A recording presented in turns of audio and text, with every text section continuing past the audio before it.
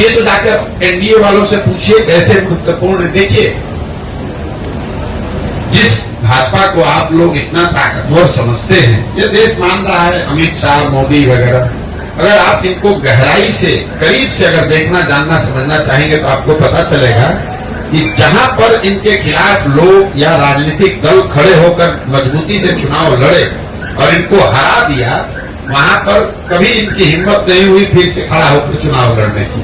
तो बिहार वो भूमि है जब 2015 में अमित शाह और मोदी अपने सारे प्रयास के बावजूद उनको सफलता नहीं मिली।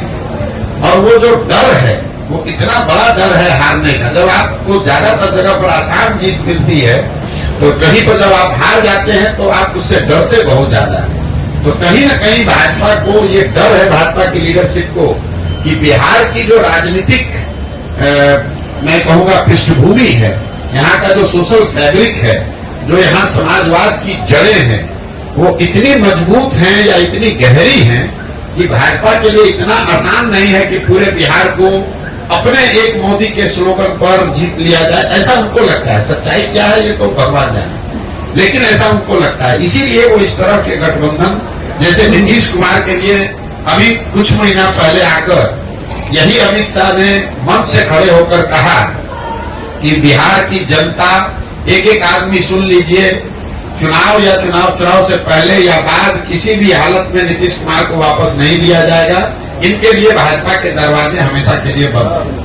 वही अमित शाह जो इतनी बड़ी बड़ी बात बोलते हैं, ये लोग दावा करते हैं हम 400 सीट जीतेंगे। नीतीश कुमार जैसा आदमी जो कि बिहार में रहने वाला साधारण राजनीतिक समझ रखने वाला आदमी भी जानता है कि नीतीश कुमार के राजनीतिक वजूद बिहार में अब कोई बहुत मजबूत नहीं है। ये उनके राजनीति का अंतिम दौर है। लेकिन अगर वो भी वापस आ रहे हैं तो भाजपा को उसको मानने, स्वीकार करने में कोई दिक्कत नहीं है। तो ये इसकी वजह यह है कि बिहार की राजनीतिक भूमि को भाजपा इतना आसान मानती नहीं है। चाहे वो चिराग हो, उपेंद्र कुशवाहा हो, मांझी हो, नीतीश हो, चाहते हैं कि जितने लोगों को साथ में रखे ताकि ये खतरा ना हो कि कहीं 40 में 2-4-5 सीट का नुकसान हो जाए।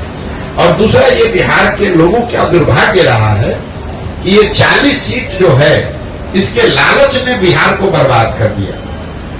विश्व के स्तर पर अफ्रीका के बारे में बात कही जाती है कि अफ्रीका के जिन देशों में बहुत ज्यादा खनिज है, वहां पर सबसे ज्यादा गरीबी है। उसको मिनरल कर्स कहा जाता है, क्योंकि वहां इतना खनिज है कि उसी को लूटने के लिए, उससे कमाने के लिए दुनिया भर के लोग जाकर वहां लूटपाट मचाते हैं। उसी तरह बिहार की हालत है। बिहार से 40 सांसद जीत कर जाता रहे, उसके लिए राष्ट्रीय दल, पहले कांग्रेस और अब भाजपा, ये कुछ भी करने को तैयार है। आपने देखा कांग्रेस का जब शासन था, इसी कांग्रेस ने बिहार को लालू जी के हवाले करके छोड़ दिया। उनको ऐसा नहीं कि मालूम नहीं है कि बिहार में कितना बड़ा जंगल राज लालू जी के टाइम में था। ऐसा तो नहीं मालूम है कि लालू, उनको कांग्रेस को पता नहीं था कि बिहार सबसे गरीब और पिछड़ा राज्य था।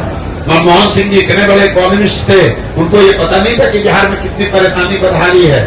इसके बावजूद उन लोगों ने लालू जी को अपने कंधे पर बैठा कर रखा, क्योंकि वो चाहते थे कि बिहार से 20, 25, 30 सांसद जीतकर यूपीए की सरकार को मदद करते रहे। तो जो काम कांग्रेस ने लालू जी के साथ किया, वही काम आज भाजपा नीतीश के साथ कर रही है कि नीतीश को साथ में रखो, चिराग को साथ में रखो, इन लोगों की मदद से 30-35 सांसद हम लोग का जीत कर जाता रहे। उसके बाद बिहार में जो होता रहे उससे कोई दिक्कत नहीं। बिहार के पूरे बच्चे मजदूर बने रहे, कोई दिक्कत नहीं है। बिहार में गरीबी बदहाली हो, कोई दिक्कत नहीं हो। बिहार के बच्चे जब गुजरात जाए तो उसको बिहारी कहकर उसका मजाक उड़ाए, गाली दे, लेकिन बिहार से 35-40 सांसद हम लोग का जीत कर जाता रहे। ये जो सोच है, ये जो लालच है, यही इन चीजों को कराता है।